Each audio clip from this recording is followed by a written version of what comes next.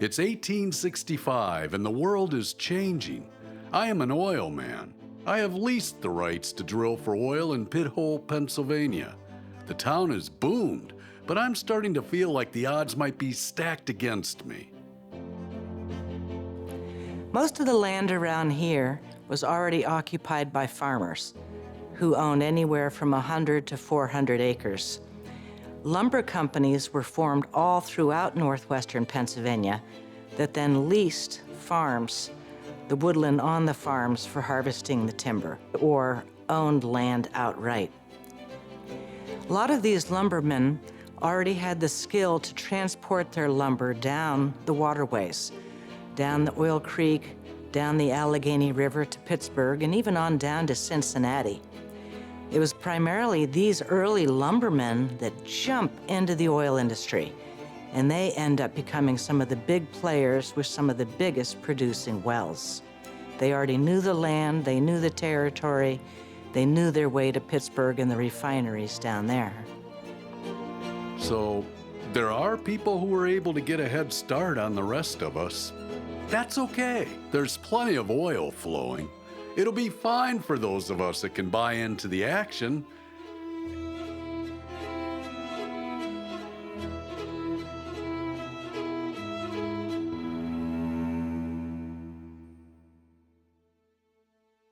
Pithole is located on top of a hill. The waterways are all, of course, down in the valleys. There was not a plentiful supply of water up on the hill where Pithole City was built. There were a couple water wells, but the water tasted pretty oily, and with all the people and horses and the shallow wells, probably wasn't a good thing to be drinking the water. One of the diseases that struck Pithole was a cholera epidemic, probably caused by fouled water. But that was okay. We had a pretty good solution for that. Whiskey was cheaper than water. You could buy a cup of water for $4, but a cup of whiskey might only cost $1. Oh no, I guess I'll have me another glass then. Only to avoid the dangers of cholera, of course. With natural gas and the dangers of explosion in the oil region, you can imagine the fire hazards in Pithole. Not that people paid much attention to it. These cheaply made frame buildings, in the first major disasters in April of 1866, 18 buildings burn in one night. So I'm at risk of cholera exploding things out of me, or rigs exploding out of the ground. And it wasn't like we were in much of a position to combat it. There's no fire department to come to the rescue in Pithole, Pennsylvania. In Pithole, all the building lots were leased. You could put up a building of any size, any type that you wanted on your lot.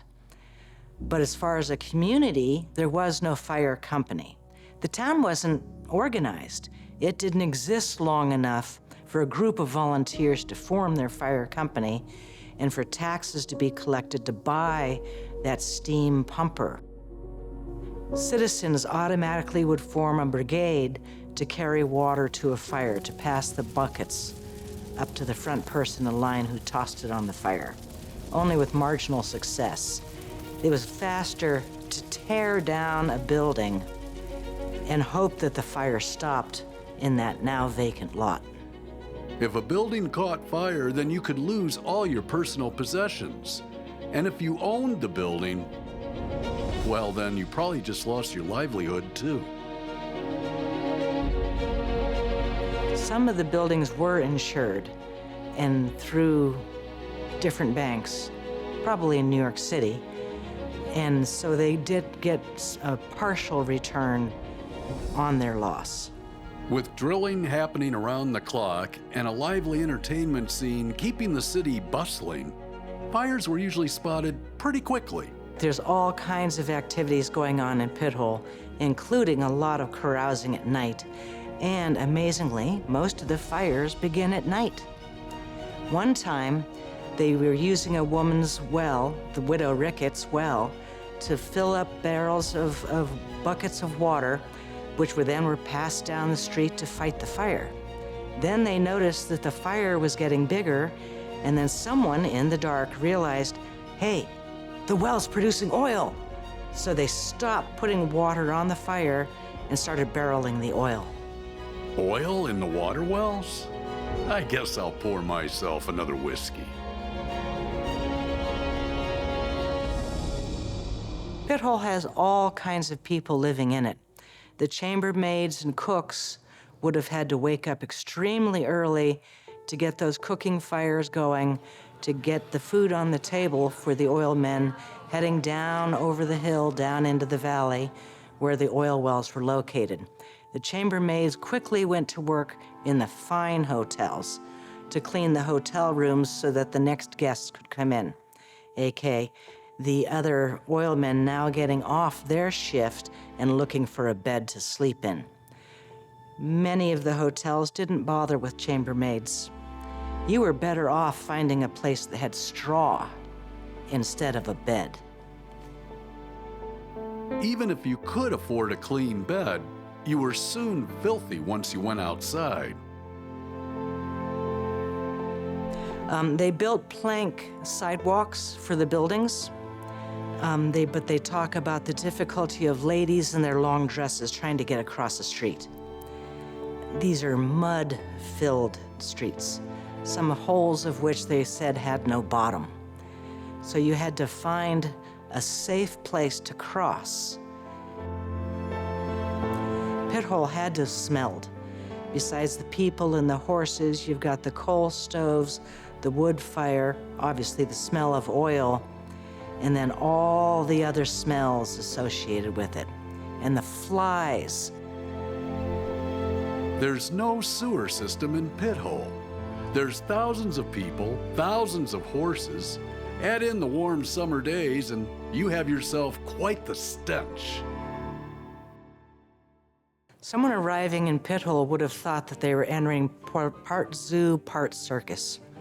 You're looking down over this crowded city into a valley filled with oil derricks, tanks as big as a house, and then across the valley to yet another couple of different towns. But once you got past the smell, it could be quite fun. Pithole ended up with a number of social clubs, things for men, of course, that they could participate in. I believe she's referring to the many establishments in which oilmen could enjoy the company of women for a price. Then you've got three churches, Methodist, Presbyterian, and Roman Catholic. Because we are good Christian men, after all. The Methodist Church begins a Sunday school class very quickly, as well as a primary grades for young children.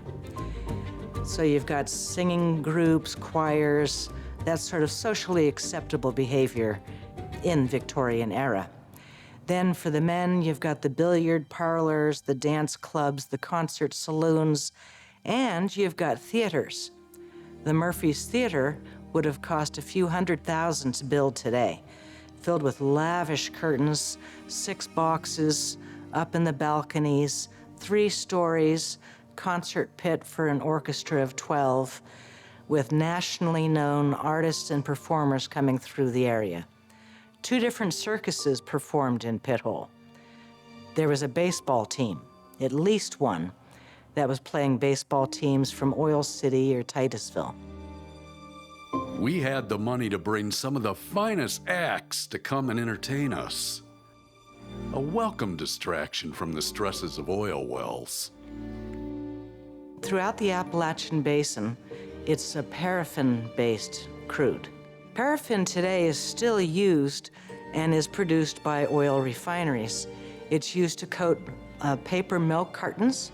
It's used for wax paper And what would life be like without crayons or cheap candles?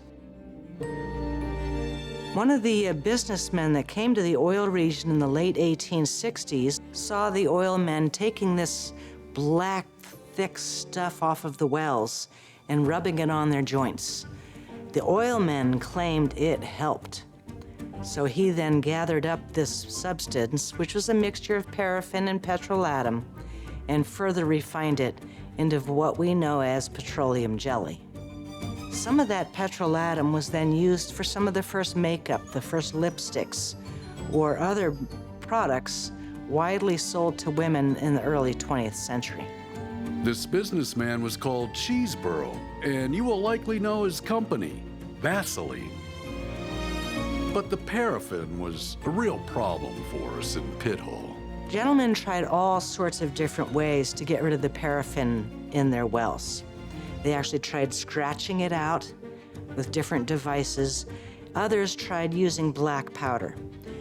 The paraffin and petrolatum in Pennsylvania crude oil is so thick that it clogs the rock itself, the sandstone, and it gathers in the well tubing and casing. That in the early years, operators would buy benzene or naphthas from the refineries to pour down their well to try to melt it. In 1865, Colonel E.A.L. Roberts and his brother Walter came here and started using black powder in tin torpedoes, using water as a weight to hold the explosive force down in the well, cracking the rock and getting the well to produce. In 1867, they received the rights to use nitroglycerin. Nitroglycerin is highly explosive and highly effective in solving this paraffin petrolatum problem for the well owners. It cracked the rock, vaporized the paraffin, and was widely effective in getting to rejuvenate wells. I'll risk the cholera, I'll risk the fires, but you wouldn't catch me transporting nitroglycerin. No, thank you. For as volatile as nitro is, it's amazing more accidents didn't happen when considering a drop can cause damage. If you hit a bump in a wagon with your load of nitro, you're gone. The substance is so volatile and unstable during those early years of manufacturing. We really don't know how many accidents did happen. Wells were known to have had all of their casing. We're talking 800 feet of casing blown up and out of the well from a chute that didn't go properly. There's a lot to navigate when it comes to being an oil man, but none so tricky as the people you may need to do business with. Speculators came to Pithole from all over, including Europe, and all over the U.S. You've got a lot of soldiers coming out of the war with no employment. They came looking for employment, and you've got some that have some money, but not necessarily an understanding of economic principles or how stocks work. So you've got an oil operator who's dishonest, who has a price to buy a quarter of the oil, or that gets divided into an eighth or a 16th or a 32nd of a well. Then you've got some that are selling 60 portions of a 30th of a well. Now, I don't consider myself much of a mathematician, but I do know that if you divide something into 30, but you sell it 60 times, someone's getting shortchanged. By the time Pithole is developed, the industry had begun to be standardized to the point where everyone was using a 42-gallon barrel. This allowed for 2 gallons to be leaked or evaporate from the oil barrel, ensuring that everyone, including refiners in Philadelphia or Cleveland, would still get 40 gallons in the barrel that was arriving. And this was a good move. It made it easier for everyone. Same size barrels, same price, less hassle.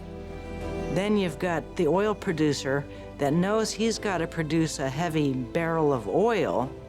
So he'd put rocks in the bottom, put in a false bottom, fill the rest with oil so it looks like it's all oil.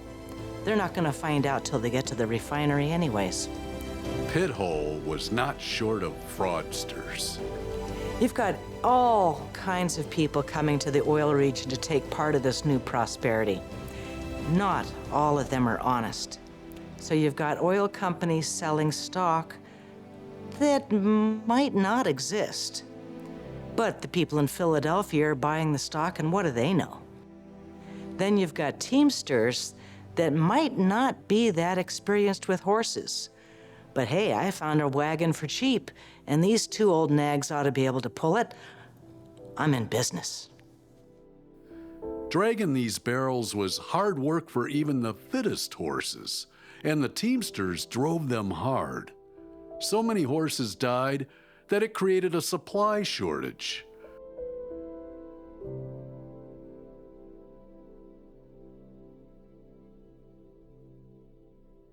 Moving the oil was hard. Tracking the oil was also a challenge. There's some accountability. Companies create stencils to put their stencil on their barrel. But then they've got to try to get their barrel back from the refiner.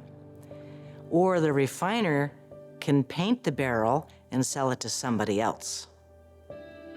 But everything is already painted in oil, and I mean everything.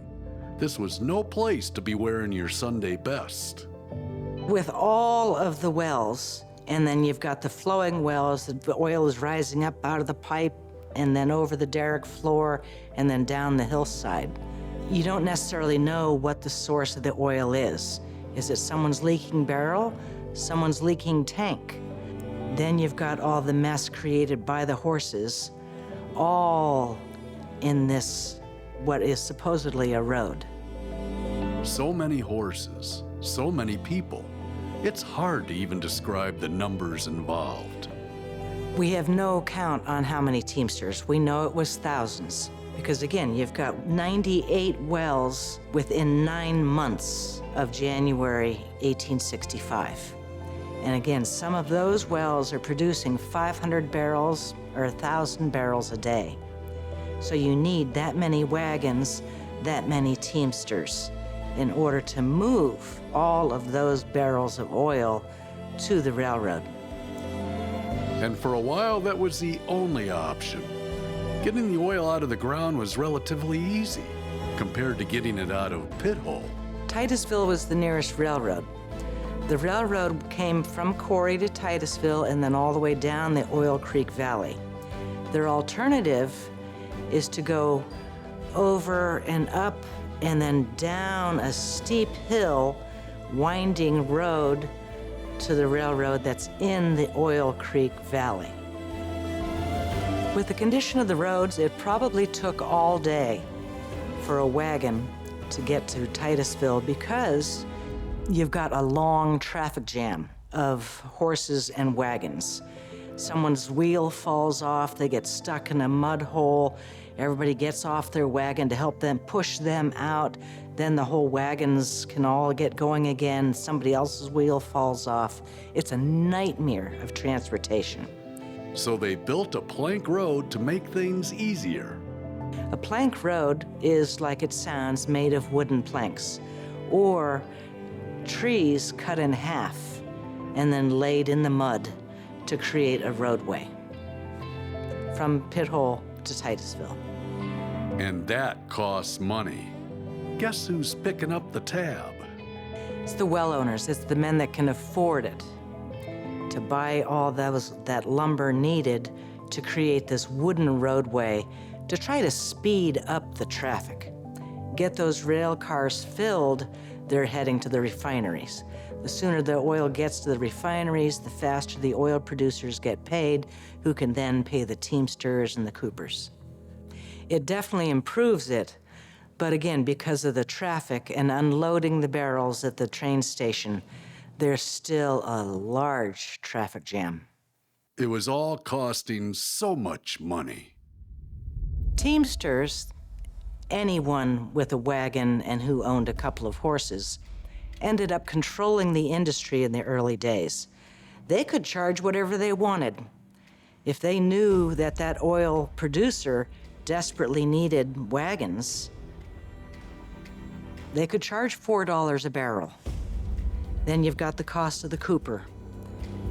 This is one reason why oil producers don't necessarily get rich in those early years. You've got to pay the cooper, you've got to pay the teamster, and the teamsters end up putting a stranglehold on the industry. That's why we end up with pipelines. And the pipelines really changed things for Pithole. So with the teamsters having a stranglehold on the industry, it was imperative to find a new, cheaper way to transport the oil.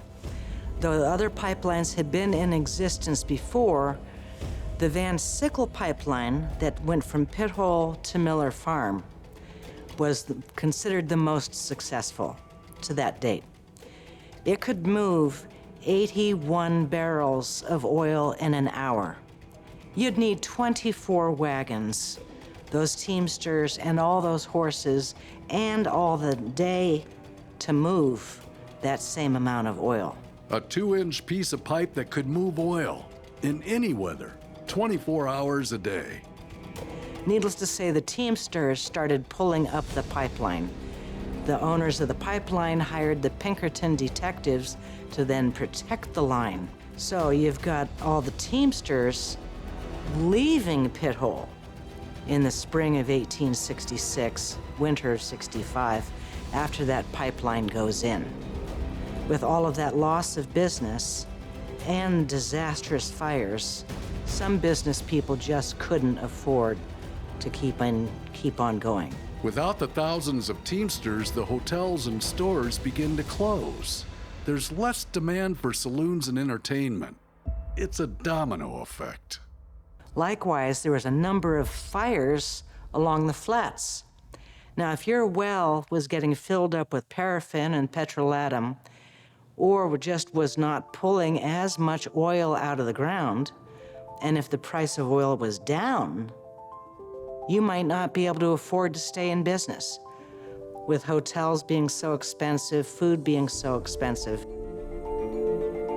But this is black gold. How could the prices be down? If you don't have a market, price goes down. There were several gushers in the Oil Creek Valley producing thousands of barrels of oil. The market crashed. There wasn't enough refineries, not enough people were buying the kerosene. And big wells are being found in other towns. People begin packing up to try their luck elsewhere. It seems like everyone is getting rich except the Pithole oil man. I should have got into brass manufacturing. Brass is highly stable when it comes to salt and corrosion, where salt can eat holes into cast iron. Brass is a much stronger element to withstand the brine that comes up with the oil. One of the biggest manufacturers in Erie to be successful in the oil industry was the Jarecki family. Henry Jarecki designed brass valves and other brass parts used by steam engines or steam boilers, essential elements in the oil fields. He ends up opening factories in the heart of the oil country. So there was money to be made, helping those trying to make money.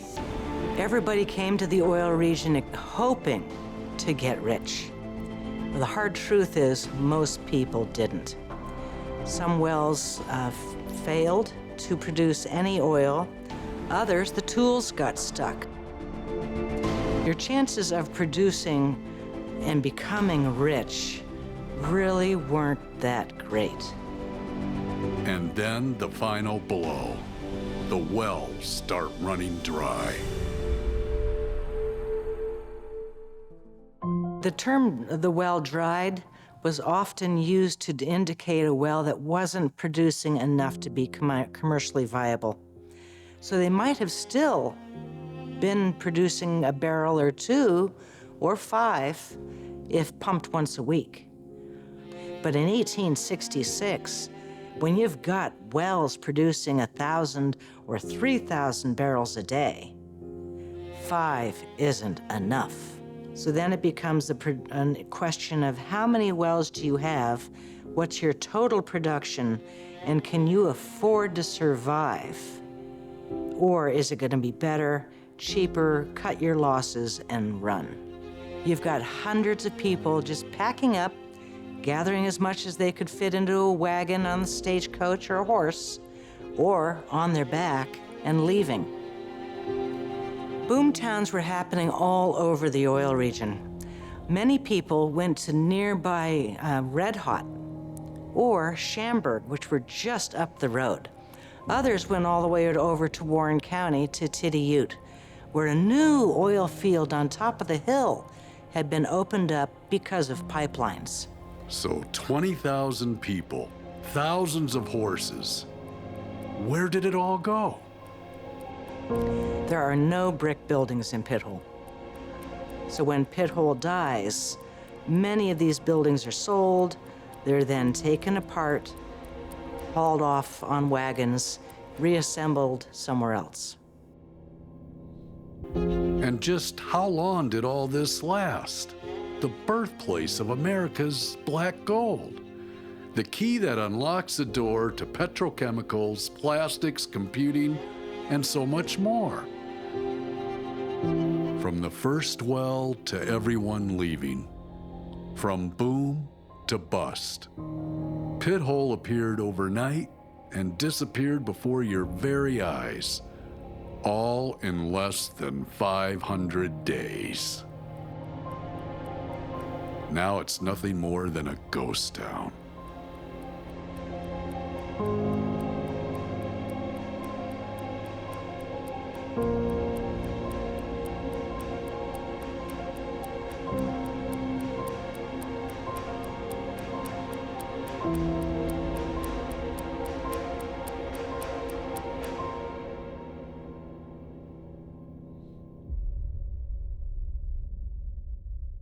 Chronicles was made possible thanks to a community assets grant provided by the Erie County Gaming Revenue Authority, Spring Hill Senior Living, support by the Department of Education, and the generous support of Thomas B. Hagen. This is WQLN.